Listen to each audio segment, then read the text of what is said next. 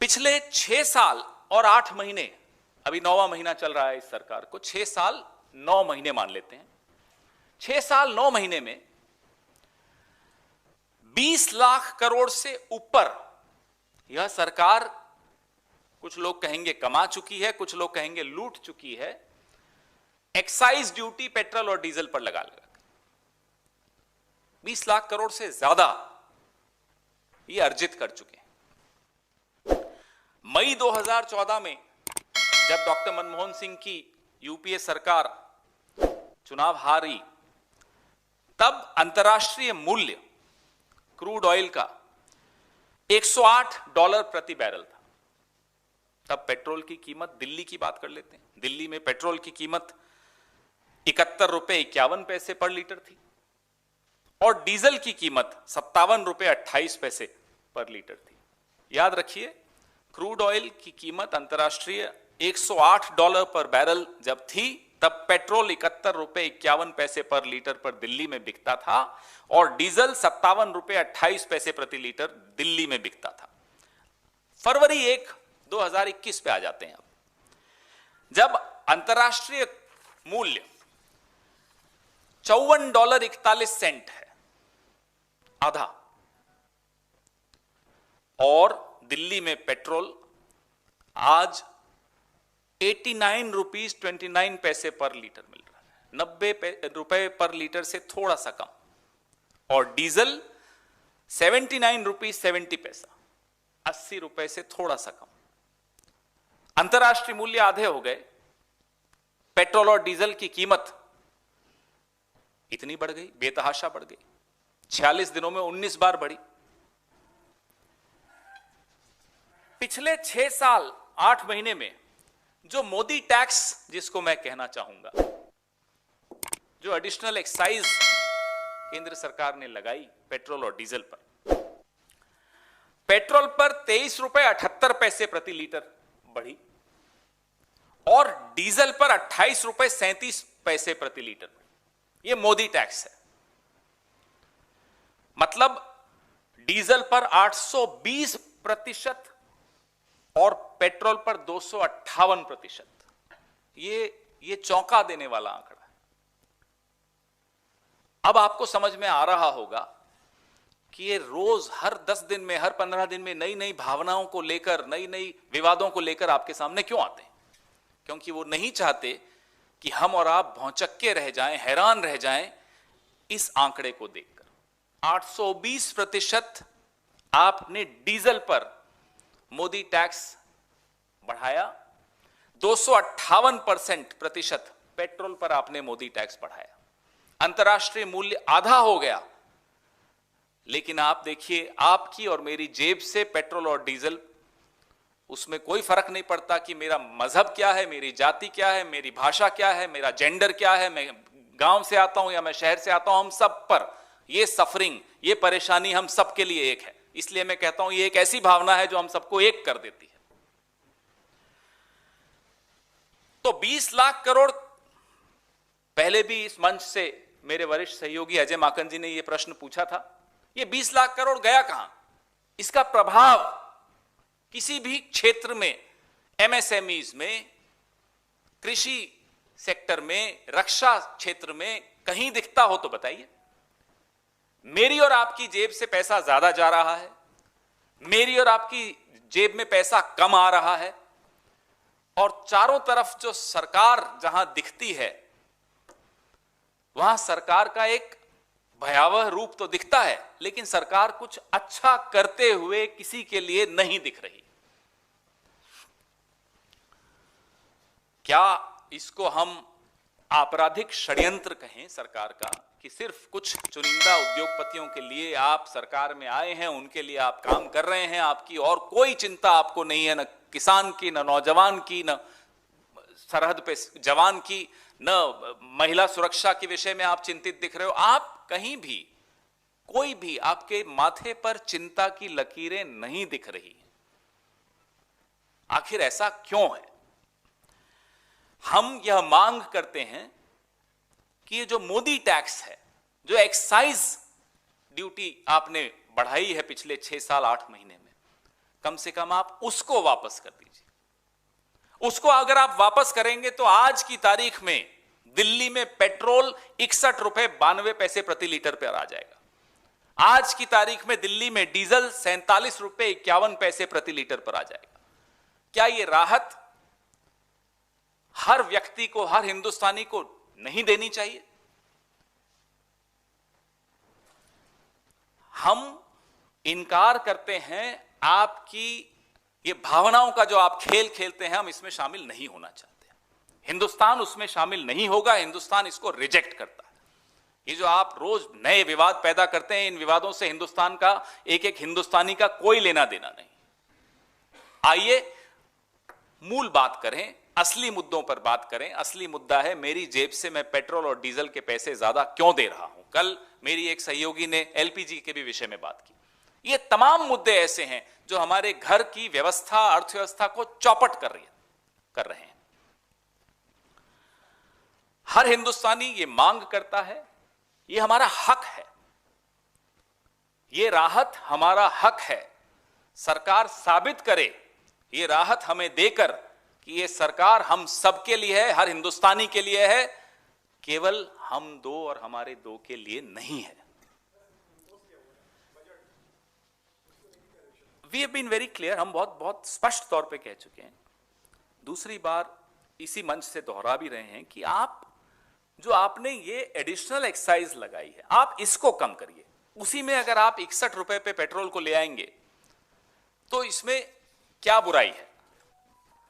आप किसी एक क्षेत्र से पैसा निकाल रहे हैं कहने के लिए कि भाई मिडिल क्लास को राहत दे रहे हैं, हम ये नहीं बोल रहे। हम आपको कह रहे हैं आप अपनी जो एक्साइज, जो आपने मोदी टैक्स लगाया है वो कम कर दीजिए, वो हटा दीजिए। तो डीजल 57 रुपए 51 पैसे पे बिकेगा, पेट्रोल 61 रुपए 92 पैसे पर बिकेगा। जो सरकार किसी भी वर्ग के लिए कुछ भी करते हुए नहीं दिख रही, जो सरकार चारों तरफ उसकी विफलताओं के उदाहरण सबको दिख रहे हैं, मेरी जेब में दिख रहा है, मेरे घर में दिख रहा है, मेरे घर की अर्थव्यवस्था में दिख रहा है, उस सरकार से आप और क्या उम्मीद करेंगे? वो आपको कैसे व्यस्त रखेगी? वो यही काम करेगी। इनका एजेंडा सिर्फ और सिर्फ कुछ लोगों को लाभ पहुंचाने का है और खुद को सत्ता में रखने का है। उनको कोई चिंता नहीं है कि कितनी बेरोजगारी बढ़ गई, उनको कोई चिंता नहीं कि किसानों की क्या स्थिति है, उनको कोई चिंता नहीं है कि महिलाएं सुरक्षित महसूस करती हैं या नहीं। उनको किसी भी वर्ग के लिए कोई चिंता नहीं है। ऐसे में वो इस तरह से कि बांटने वाले काम करते रहेंगे और हम उनका असली चेहरा बेनकाब करते रहेंगे आपकी मदद से।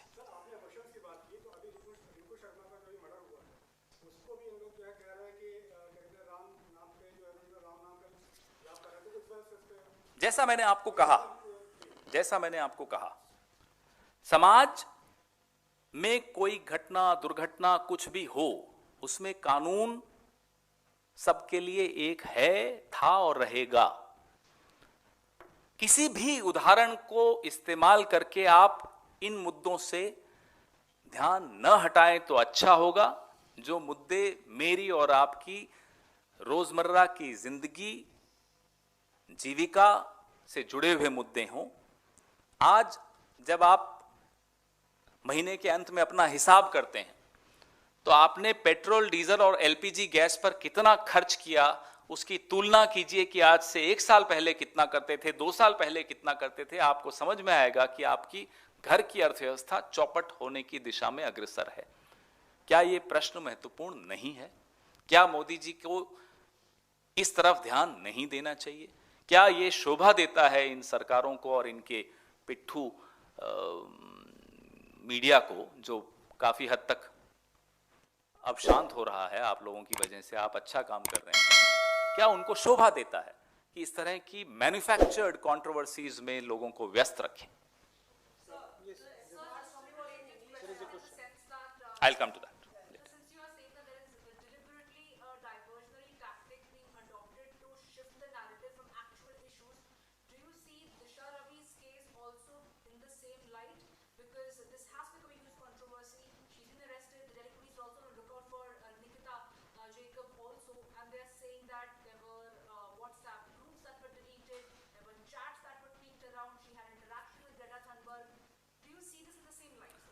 A man who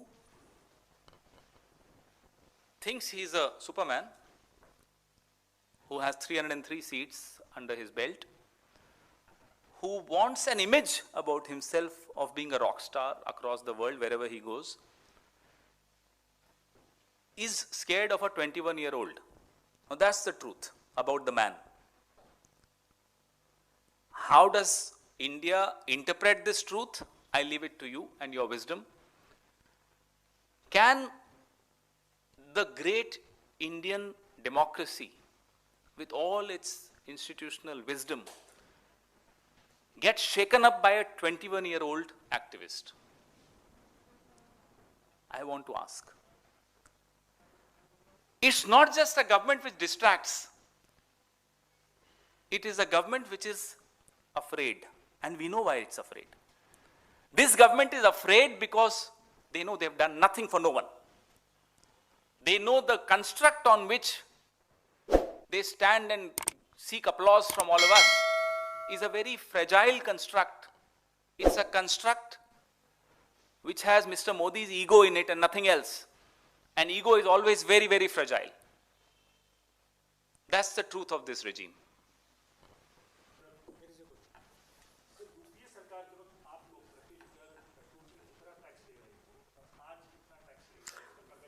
I have put a table in this press release which will give you all the details of the comparative, तुलनात्मक पूरा उसमें कितना टैक्स उस वक्त था, कितना अब है, कैसे 820% बढ़ाया और कैसे पेट्रोल पर 258% बढ़ाया, वो सारा उसमें तुलनात्मक अध्ययन उसमें दिया हुआ है.